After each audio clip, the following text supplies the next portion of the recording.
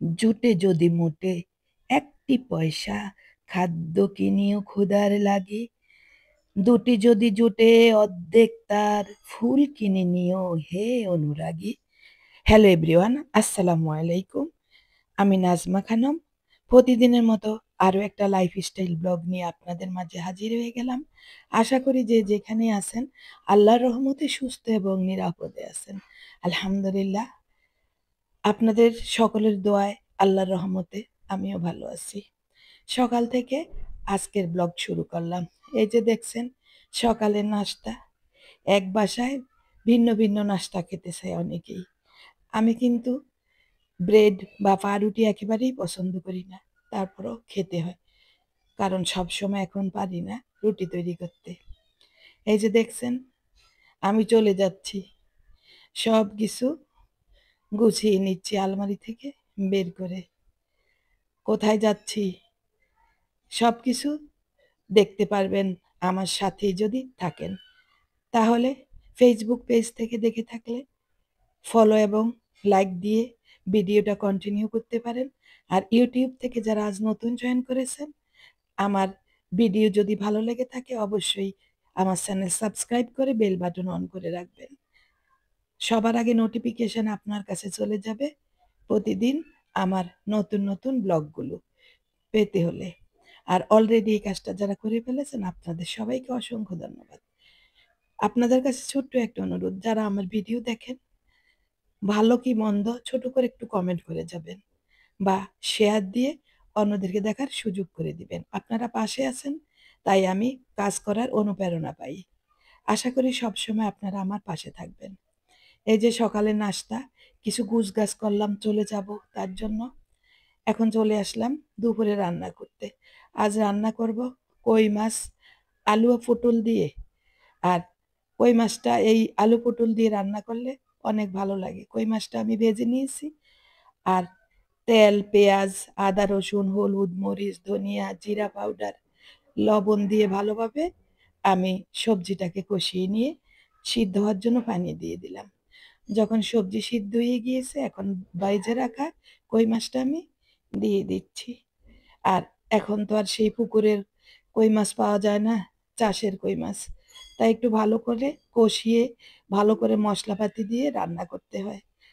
ছোটবেলায় আমাদের পুকুর ছিল, ওই পুকুরের মধ্যে যে কত কই মাছ, শিং মাছ, মাগুর মাছ, শোল মাছ ছিল, সেই কথাগুলো এখন স্বপ্নের মতো। এখন আমাদের ছেলে মেয়ে বা নাতি নাতনিকে বললে ওরা বিশ্বাসই করে না। যাই হোক, কই মাছ রান্না করে ইলিশ মাছ রান্না করে নিচ্ছি।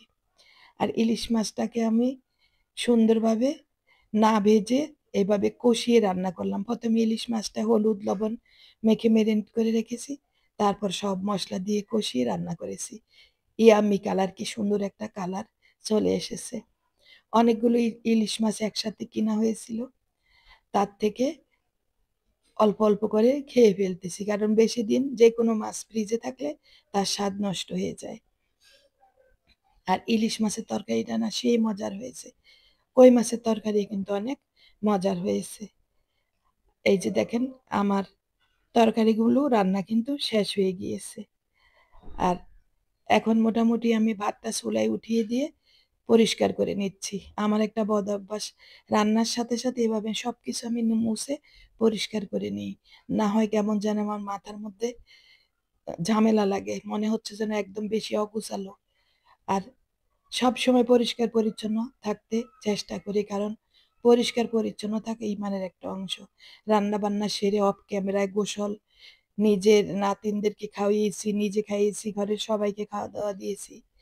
সরি, আমি এখনো খাইনি। এই যে আমার নিজের জন্য আজকে একটু সুন্দর করে একটা প্লেট সাজাচ্ছি। ভাবলাম যে সব সময় তো প্লেটে নিয়ে খেয়ে ফেলি, কারণ আমরা যারা গৃহিণী আমরা অত সাজগুজ করে বা একদম টেবিলে বসে আরাম করে খেতে পারি না। আমার তো এমন হয়, আপনাদের কেমন জানি না। আজ ভাবলাম একটু প্লেট সাজিয়ে নিই আর আমার প্রিয় ভিউয়ার্সদের সাথে শেয়ার করি। এই যে দেখছেন আমি ইলিশ মাছ আর হচ্ছে ভর্তা, শুটকি ভর্তা, আর হচ্ছে মুরগির মাংস ছিল কিছু, সরি গরুর মাংস ছিল আগের দিনের। ওই গরুর মাংস নিলাম, পেঁয়াজ নিলাম, কাঁচামরিচ। এই তো আমার দুপুরে খাবার সেরে নিয়েছি। এখন আমি একটা নাস্তা তৈরি করব আর এটা ফ্রোজেন করে ফ্রিজে রেখে দিব। এই নাস্তার রেসিপি আমার কুকিং চ্যানেলে দেওয়া আছে, নাজমাস রসোই। যদি রেসিপিটা পেতে চান অবশ্যই আমার চ্যানেল থেকে ঘুরে আসতে হবে। খুবই মজার একটা নাস্তা, ব্রেড দিয়ে তৈরি করেছি আর দেখতেও কিন্তু দারুণ হয়েছে এই নাস্তাটা। একদম ফ্রোজেন করে ফ্রিজে রেখে দিতে পারবেন। বাচ্চাদের স্কুলের টিফিন বা অফিসের টিফিন, মেহমান আপ্যায়নে সকাল বিকাল নাস্তায়ও এটা খেতে পারেন। খুবই মজার একটা নাস্তা, বানাতে একেবারে সহজ। ভিতরে চিকেন আর সবজি দিয়ে একটা পুর তৈরি করে দিয়েছি বলে কিন্তু দিলাম।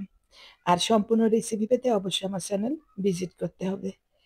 তাহলে কথা বলতে বলতে যাওয়ার সময় হয়ে গিয়েছে। আপনাদের প্রত্যেকের সুস্বাস্থ্য কামনা করে আমি বিদায় নিব। আর এই যে দেখেন ফ্যামিলির সবাইকে নিয়ে ঘুরতে বের হয়েছি। শেয়ার করব আপনাদের সাথে। আল্লাহ হাফেজ।